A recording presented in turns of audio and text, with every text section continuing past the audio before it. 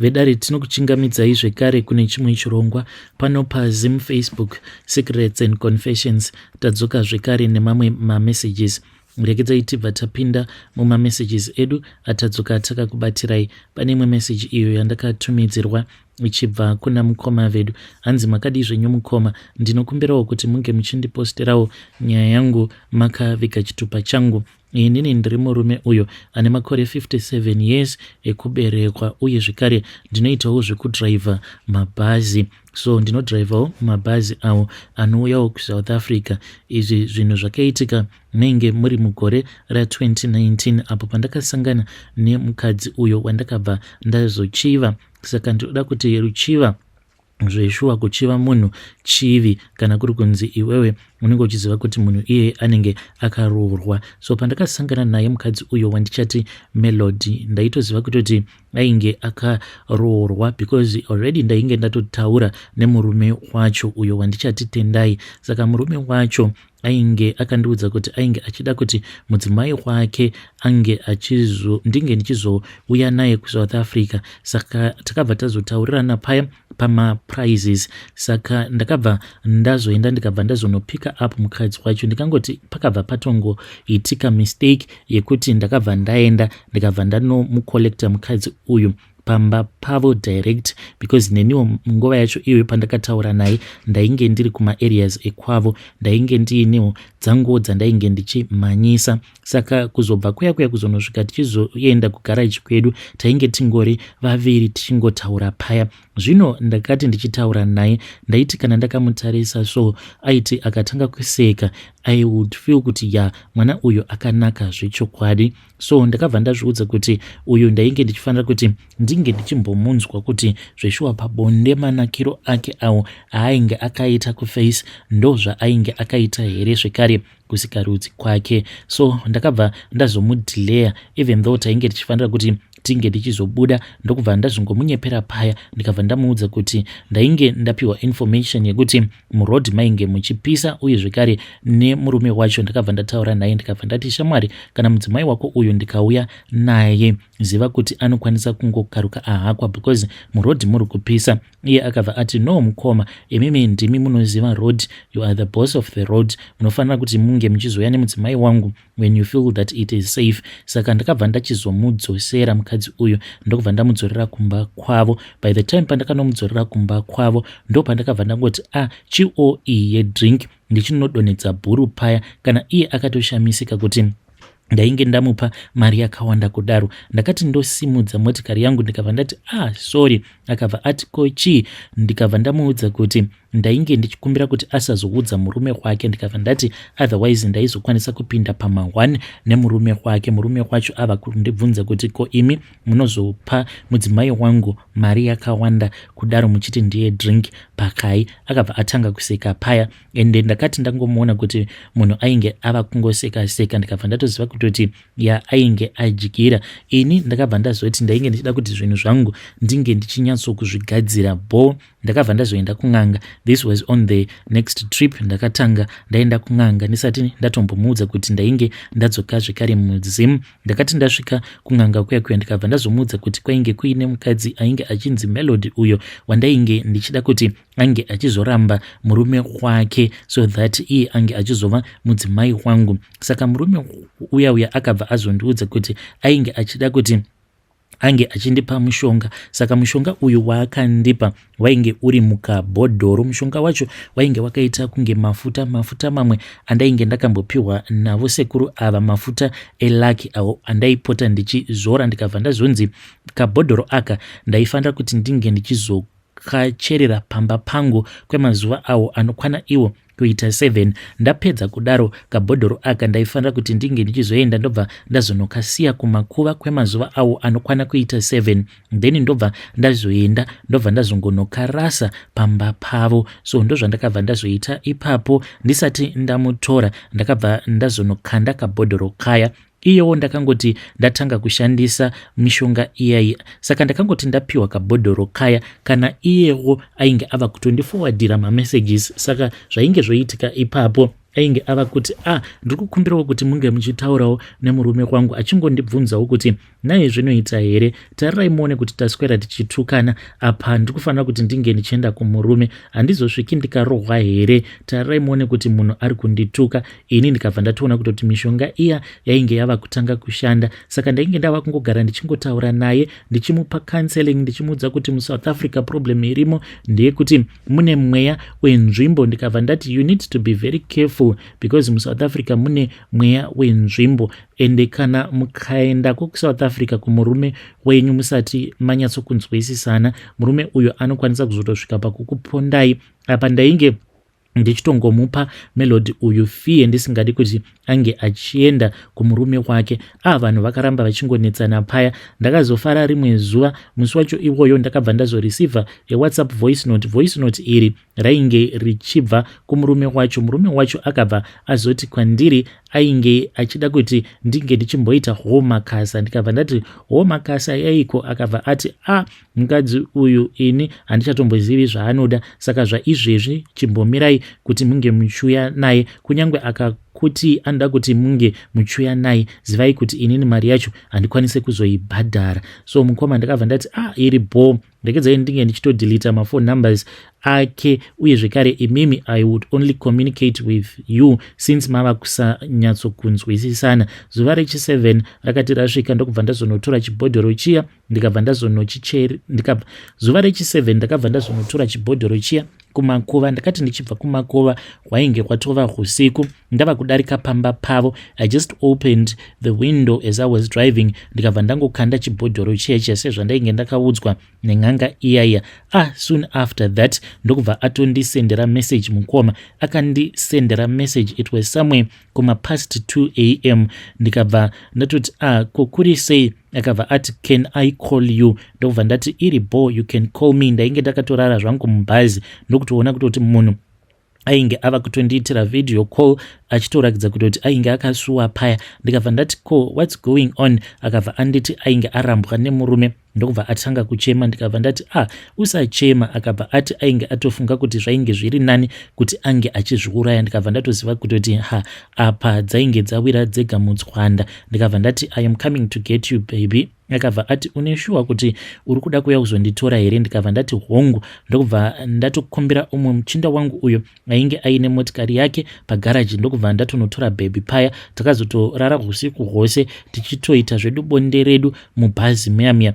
Then takabva tachizotanga manje kuronga upenyu. The following day ndakambonomusiya kumba kwevabereki vake tava kuronga, because sezvo inini I was married zvainge zvisingaiti kuti ndinge ndichiuya naye pamba directly ndisati ndataura nemudzimai wangu. So ndakabva ndazomuudza kuti ndainge ndichazomutsvakira somewhere else kwekuti ndinge ndichizomurojera. Iye akabva ati painge pasina kana problem. Mukadzi ndokubva atonditizira paya. Saka mukadzi akati anditizira, ndakabva ndafara zvisingaiti mkwamanashi, but nekufamba kwenguva ndakabva ndazoona kuti she was too demanding, and then ndainge ndava kuona kuti murelationship kana ukagara wapinda murelationship nemukadzi uyo waunenge wakatora pamurume wake, trust chaiyo panenge pasina trust ende panenge pasina connection. Because ndaiti ndiri muroad dzimwe nguva ndaimufonera kudai, then munhu aisadavira call yangu, saka aingoti kana akangotadza kudavira call yangu ndaibva ndatanga kuzvibvunza kuti asi munhu iyeyuyu uyu atadza kudavira call yangu, does it mean kuti munhu uyu ane umwe munhu waainaye here right now? Saka ndo zvimwe zvezvinhu zvekuti zvaindi affecta mupfungwa dzangu. Saka ipapo ndainge ndava kungogara ndiri munhu uya wekuti ndainge ndisisina kana peace of mind, because Melody uyu ainge ava neproblem yekuti ndaiti kana ndikamufonera dzimwe nguva aingodavira call then obva aregedza kutaura. Saka this used to stress me. Ndainge ndava kungogara ndichizvibvunza kuti asi munhu uyu does it mean kuti pose apa pandinenge ndichizama kuti ndinge ndichitaura naye anenge aine umwe munhu uyo waanenge ainaye here? Saka ndainge ndisisina kana peace of mind mukufamba umo. Sezvisinei mukomanashi, zvakazoitika ndezvekuti ndakabva ndazobira umwe mukadzi uyu, she was also on her way, she was coming from South Africa. So zvakazoitika ndezvekuti mukadzi uyu takazoti tasvikawo padestination yake, mukadzi uyu ainge aine handbag rake saka akati ari busy achitaura nevamwe vangu akabva azogadzika handbag rake pasi. Akangoti agadzika handbag rake pasi, sezvo ndainge ndiri munhu wekuti ndainge ndava kutongogara maziso angu akavhurika. Munongozvizivawo kuti kana wava nevakadzi vaviri unenge wava kutongomeka sure kutongoti unotongogara maziso ako akachangamuka uchida kuona kuti ndekupiko kwaungawana mari trying to impress mukadzi uyu mudiki. Zvadaro mukomana izvo zvandakazoita ndezvekuti ndakabva ndazongotora handbag riya very fast ndokubva ndatongorishift ndikabva ndatongorikanda mubhazi without her even noticing kuti izvi ndo zvandainge ndaita. Mukomana ichi ndakabva ndazotongopretenda as if ndainge ndichitongocheka zvangu everything to make sure kuti the bus was okay. Then iye akazotoita zvekuzotofonera kumberi kugarage. Takabva tazosvika kuine report rekuti mukadzi umwe watainge takadropa off somewhere else, ndisingadi kukuudzai uko kwatainge takamudropa off, takabva tazoudzwa kuti mukadzi uyu iye ainge akarasa handbag rake, in which tose takabva taramba because zvinhu izvi ndakaita ndiri ndega without anyone ever noticing kuti izvi ndo zvandainge ndatoita. Mukomanashi ndakabva ndazotora mari iya. Ndakati ndatora mari iya ndikabva ndati ndainge ndisingadi kuti mudzimai wangu iye ange achizozviziva kuti ndainge ndiine mari iyo yandainge ndakashirida. Nekuda kwekuti ndainge ndichida kuimpressa mukadzi mudiki, ndo apo pandakabva ndazoenda nemari yose iya kwaari, sezvo aingogara achingokomplaina achiti but iwewo problem iripo ndeyekuti kunyangwe ndikazama kuti ndinge ndichifunga kuti ndiri mukadzi wako but ndinobva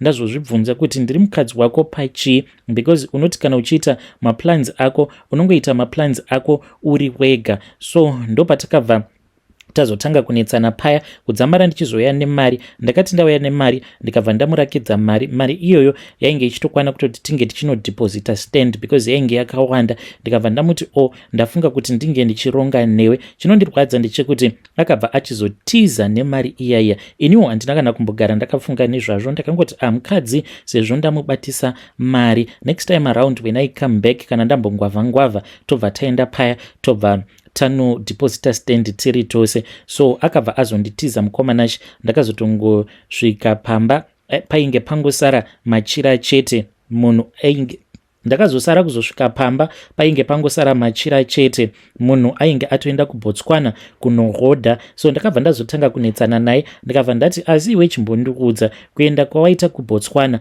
wataurirana nani?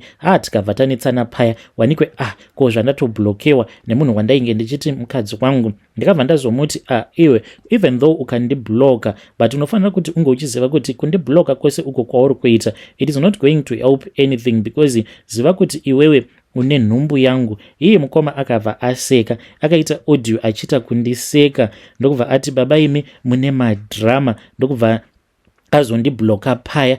Then kubvawo ipapo ndakabva ndatoona kutoti relationship yacho yakabva yatodhakwa, there was no longer any relationship at all. Saka ndizvo izvi zvakaitika mukomanashi pakati pangu naMelody uyu. Saka ini ndinoda kungoyambirawo vamwe varume kunze uku kuti kana kuri kunzi ukaona especially mukadzi wemunhu usanyanyisa kuzomhanyira kubatwa neruchiva rwuya rwekuti unobva wazoita very desperate paari munhu iyeye, because as long as she is married iye anokwanisa kuzongopinda mumarriage newe out of desperation, out of pressure iyo yaunenge uchimupa. But in most cases munhu iyeye anenge asitomborina kana basa newe. Ndiyo confession yangu iyi mukomanashi yandiinayo. Kana mukazondipostirawo nyaya yangu ndinokumbirawo kuti munge muchizondizivisawo, ndichange ndichizotevererawo mucomment section. Hey, vedari ndo message iyo yandakatumidzirwa ichibva kuna mukoma vedu avo. Ngatizamei kuti tinge tichitaura navo mukoma vedu ava mucomment section. Strange things indeed they do happen in this world. Hanzi ndakabva ndazobira umwe mukadzi bhegi rake rainge riine mari. Apa ndichida kuimpressa amainini, but amainini vaya vakabva vazondirasisa big time. Munhu ndokubva atonditiza paya, munhu ndokubva atoenda zvake kuBotswana kunohodha kokuzoseka munhu akomana. Munhu akuti, ko iwewe why is it wafunga kunditiza apa uine nhumbu yangu? Hanzi ndakasekwa mukomanashi. Ngatitaurei navo bus driver ava mucomment section. Zvakangoma hazvo veduwe. Regedzai tibva taenda panyedu inotevera.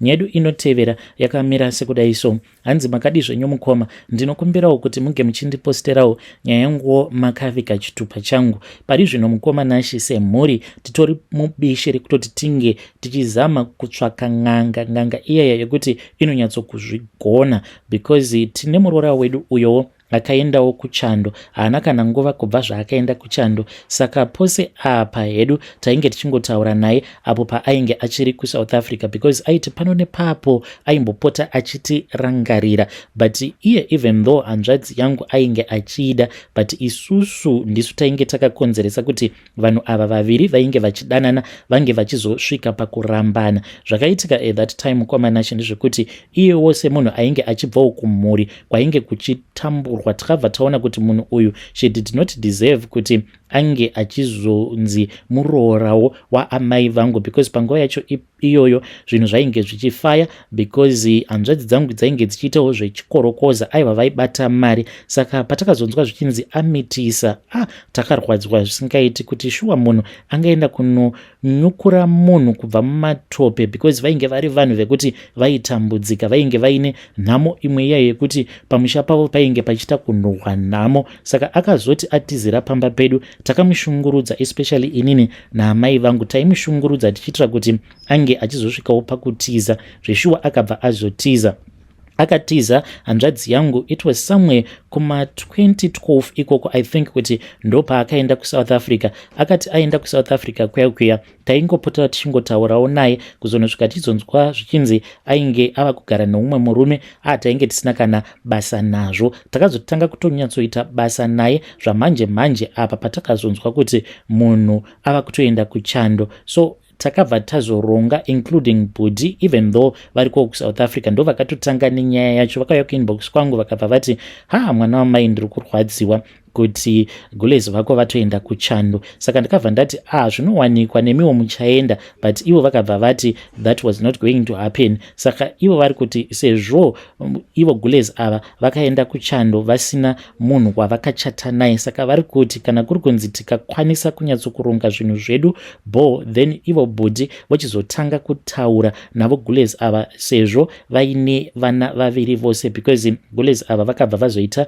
matwins, saka vanogara zvavo vachitaura vose. Saka nyaya iripo ndeyekuti semhuri takangomirira kuti Budi vange vachibva kuSouth Africa. Kana vabva kuSouth Africa, kana vakadzoka kuno kumusha, tichange tichizofamba tiri tose tobva tazoendawo kune dzimwe ng'anga. Tine mamwe manumbers atakapiwa, because apa tikuda kuti Gulezi ivo vange vachizotanga kufunga nezvavo Budi vangu ava, so that vange vachizotanga kutaurirana if it is possible vobva vazochata, so that wo Budi vange vachizoendawo kuchando. Kana vaenda kuchando nesuwo tinobva tazowana mukana. Ndizvo izvi zvatiri kuronga semhuri mukomanashi. Hakusi kunzi tine hutsinye, but tiri kutongotarisawo kutongoti uyu ndo mukana wacho watakapiwa naMwari. Vedare ndo message iyo yandakatumidzirwa ichibva kuna vahanzvadzi vedu. Please ngatizame kuti tinge tichitaura navo vahanzvadzi vedu ava mucomment section. Strange things indeed they do happen in this world. Pakaipa hanzi ndiwo mukana wacho uyo watakapiwawo naMwari. Ngatitaurei navo mucomment section.